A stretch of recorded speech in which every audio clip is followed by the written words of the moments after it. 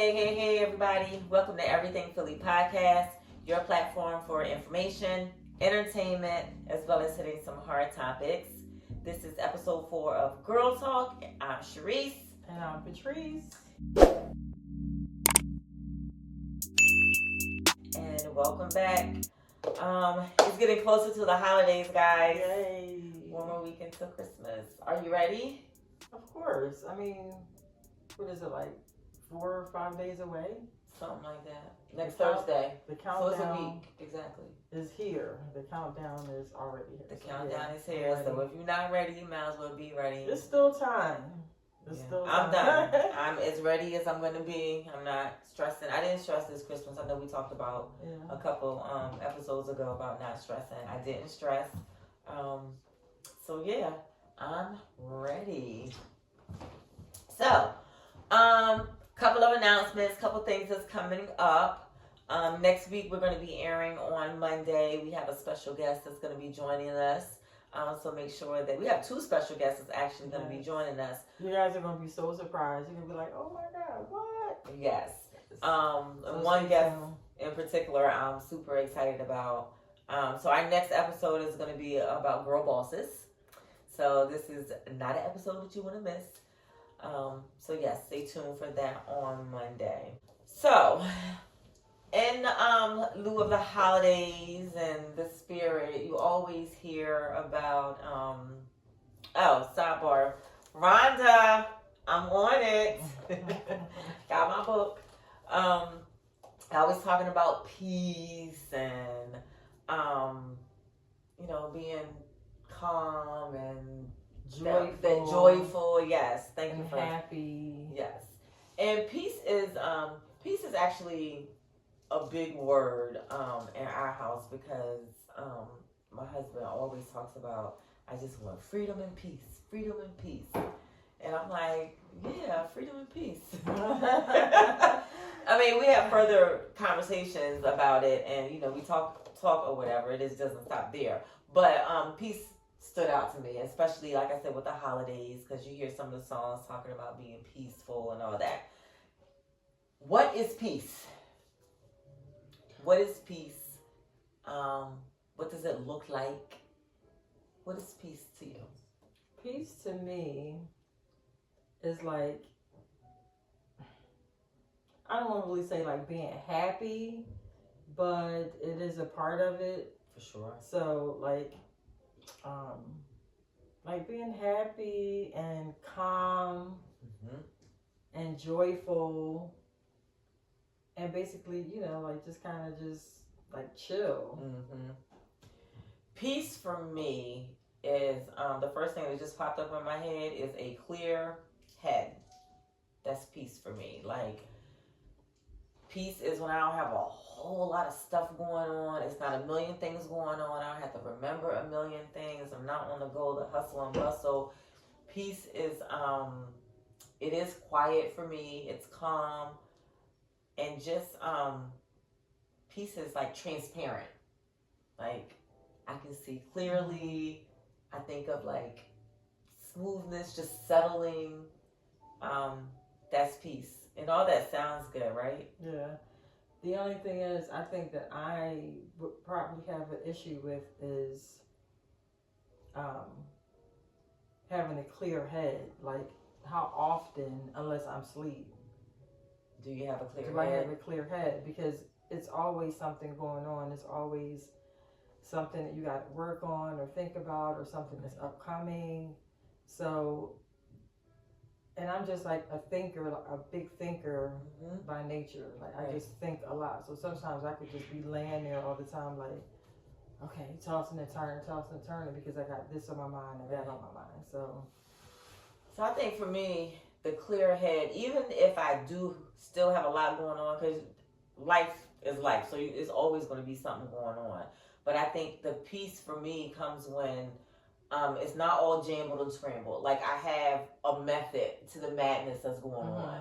If I had things sorted out. So you kind of just have to like compartmentalize everything. Yeah, even if, because I always have so much going on and I feel like I'm always on the go, which is fine. I think that's just like the way that my life is made, and I'm okay with it. I've accepted it.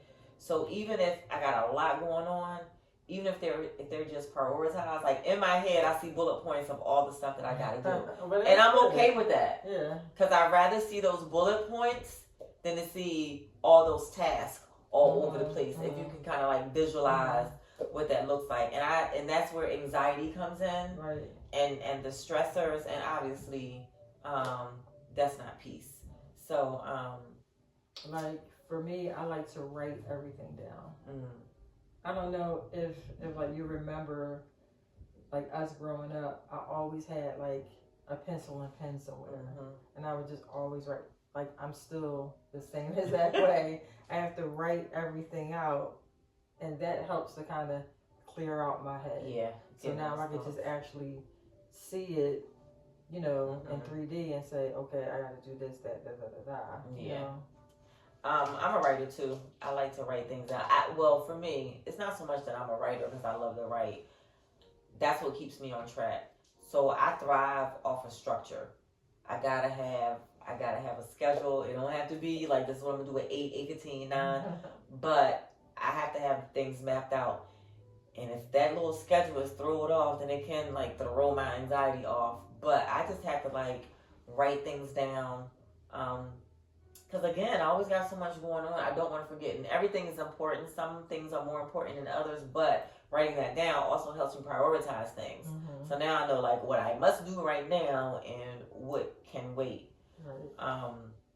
And that's peaceful for me. Just like having clarity, knowing what I have to do, where I got to do it, you know, meeting that deadline. That's peaceful for me.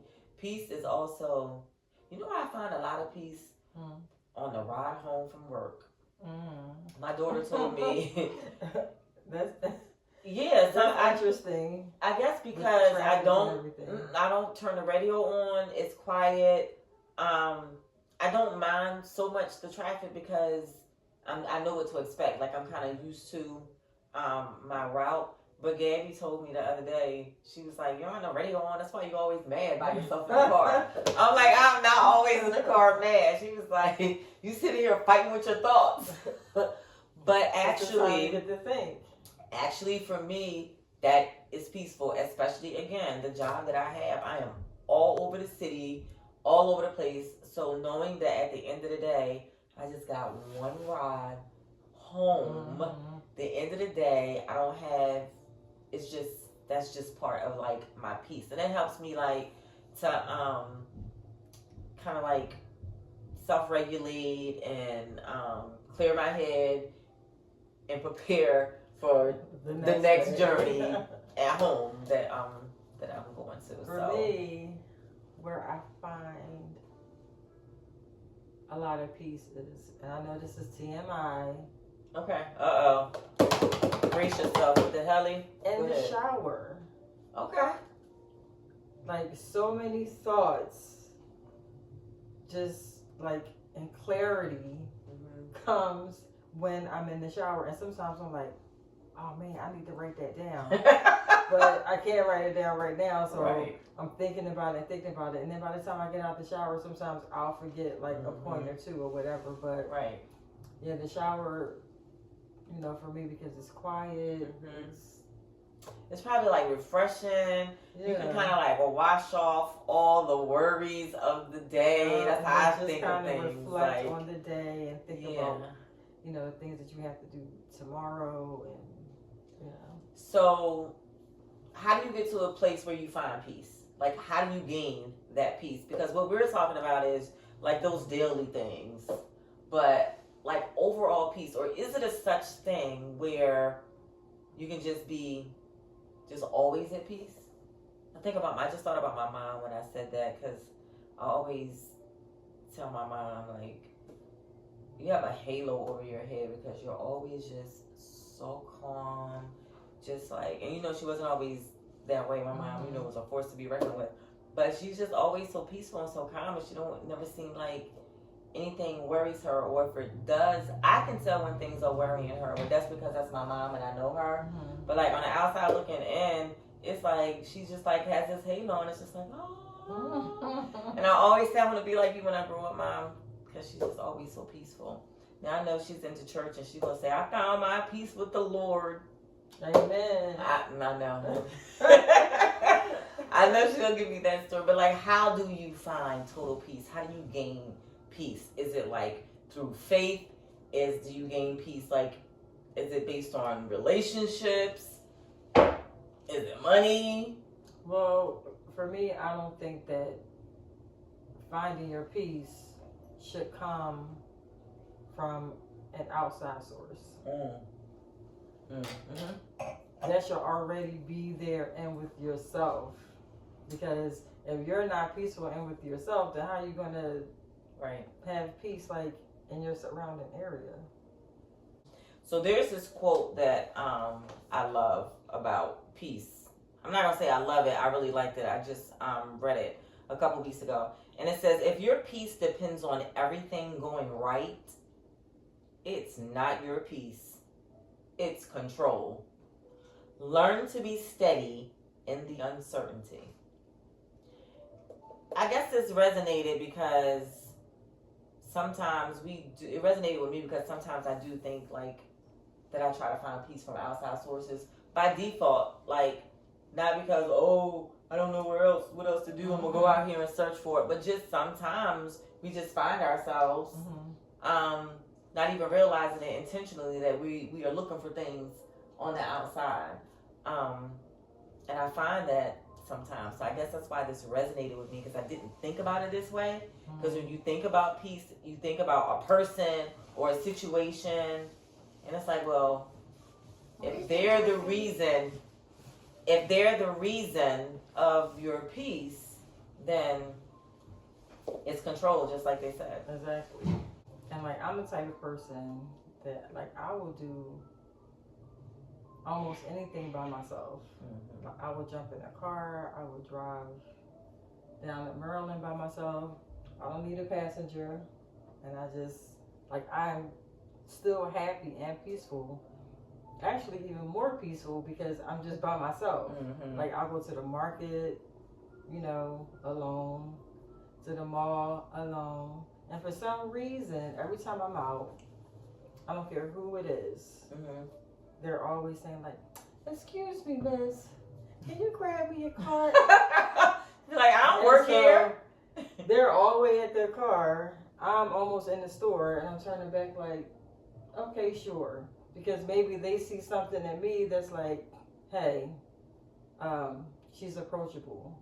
You definitely have a peaceful spirit. And so I go into the now store. Now that we're talking about peace. I'll bring them back the cart, and I'm like, okay, all right, have a good day. And then I go back into the store and do my own thing. But people approach me and say, "Excuse me, do you work here?" I'm like, no, I don't. "Excuse me, can you pass me that thing up there on the top shelf?" I'm like, listen, I'm tall, but I ain't that tall. I don't know, maybe it's just that aura that you have about you. But that quote definitely made me think about like finding peace, gaining peace, and like what does it really mean and what does it look like. So I hope everybody out there is finding peace within themselves. When you do find peace, when you do gain it, it definitely feels good. You look at things from a whole different perspective.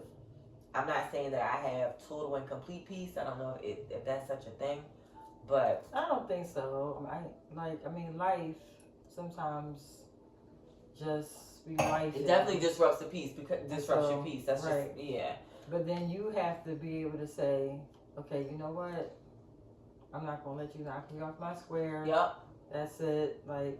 And that's a part of retaining your peace. Exactly. What everybody say, I don't need nobody disrupting my peace.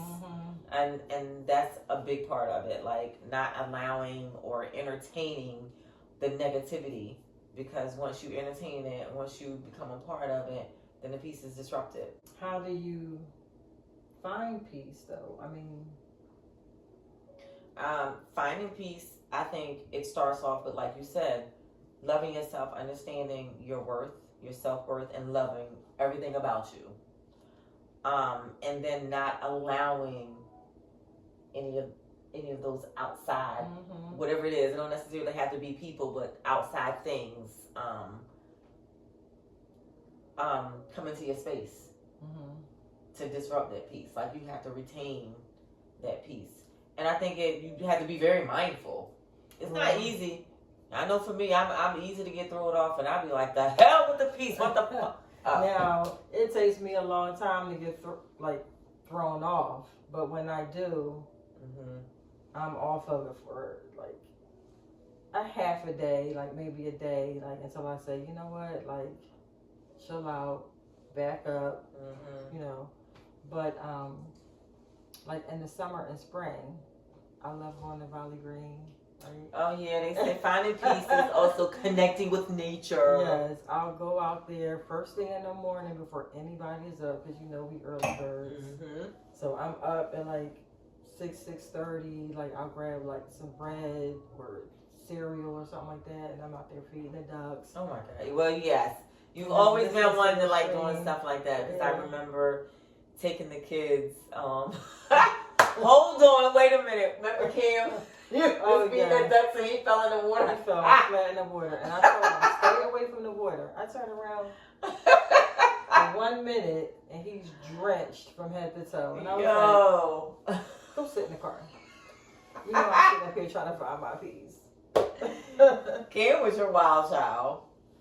Yeah, but you know what? He was wild. I wouldn't say wild, but he was more so like he just wanted to do his. He was own your adventurous thing. one. Let's say that. He was the adventurous one. And like he was the one, you know, that I had the most hospital visits with. Yeah. And they're like, Mom, so okay, wasn't you just in here a couple months ago? I'm like, listen, I got the letter. Have you ever gotten the letter from DHS before? No. Okay, I got a letter saying that due to the numerous visits to Children's Hospital, because I would only take him to Children's Hospital, that if there was another record of a hospital visit, I was going to be investigated. I'm like, come on, investigate. That's what I said. I'm like, I got a boy who jumps off the bed, jumps off the step, like, so yeah. I have 3 sons. Boy, and Cameron was the most accident prone. But now they're all grown, so it was cool. Yes. But another thing about the thing that I used to do at Valley Green in the spring and summer, and not just Valley Green, but like a park or something like that. I had saw this guy years ago hugging a tree, and I was just like, I said, "Excuse me, sir. What the hell? Can I ask you why?" You asked him? Yeah. First of all, I would have thought he was crazy as shit, and I would have been like, let me go the opposite direction. Okay, go ahead. No, I asked him, I said, excuse me, sir. I said, can I ask you why you're hugging a tree? And so he was like, because it helps to ground me. And he takes his shoes off. He hugs the tree. I mean, like, this guy was almost a part of the darn tree. Like, that's weird as F. He says that he asks the tree for permission to hug it first. And so I was like, you know what? I'm gonna try it. You did it? I didn't try it that same day in front of him. But you tried it before? But, like, so you out there hugging damn trees. I was like, you know what? And I stood up to the tree and I was like, you are so beautiful. I'm like, yo, can I have permission to hug you? And I think the tree is going to answer back. But I took my shoes off and I hugged the tree. All right, sorry. And so I was like, did this person look like us? Yes. Really? And he was fit, like a fit guy, like older gentleman. Wow. And, and so how did it feel when you hugged the tree? I actually felt pretty good because I was saying like little, like, I don't know, like words of affirmation, if you want to say. Oh. Like as I was hugging the tree, like so that the tree can like provide me like with its groundedness and its beauty and its strength. And I'm telling you, after I hugged the tree, I ain't hugging no damn trees. You should try it. I'm good. I will not. One day in the spring, like what, April, May. I'm not hugging no damn trees. She's gonna hug the tree. Watch. All right, let's get messy. So this topic is I was ear hustling on a conversation, and it brought me to this, and then I was having a conversation with someone, and it led to this topic. So cheaters, who's the better cheater? Men or women? Who is the best at it? What do you think, men or women? I don't think it really matters if it's a man or a woman. I think both of them can be good if they're good at it. Yeah, I think it depends on the individual. I know of situations where woman is savvy, man is savvy, and there's a situation where like, you dumbass, you really did that, where that's like totally stupid. So I don't think it's like a man is a better cheater than a woman or vice versa. I think it depends on the individual, and I think it also depends on like how hard they trying to cheat, like how into this already, how determined are they? If they that determined, if somebody is that determined, they're going to find the time and find a way. Yeah, find the time and find a way to do it. It doesn't matter. Mm-hmm. My whole thing is that like, if you want to go ahead and do something, just talk as adults. But a lot of people can't do that. Girl, ain't nobody gonna say, "Oh, baby," not cheat or whatever. Say like, look, we got some problems, we got some issues going on. Let's talk about it before it gets to that. Right, and right now, like when I come home, I'm not feeling at peace that I feel as though I need to be feeling. But what about if there's a situation where you think everything is cool at home, it ain't no issues, and later on you find out that he was cheating or the other person was cheating? I don't know. It's like you said, it's messy. Yeah, it's very messy. And again, I don't think there's a better person at it. I just think that depending on how determined you are, that cheating is like it's the thrill I think that people get, not getting caught, getting away with it. And then you got, some of these girls out here like, I got her man, or she think that's her man, but I be with him, watch me, whatever the case. Or even guys, like, yeah, I've even heard guys cheat just like to prove a point. Like I'm better than him. I'm better than him. Or your girlfriend ain't shit. I fucked your girlfriend. Or like just craziness. People just don't have any.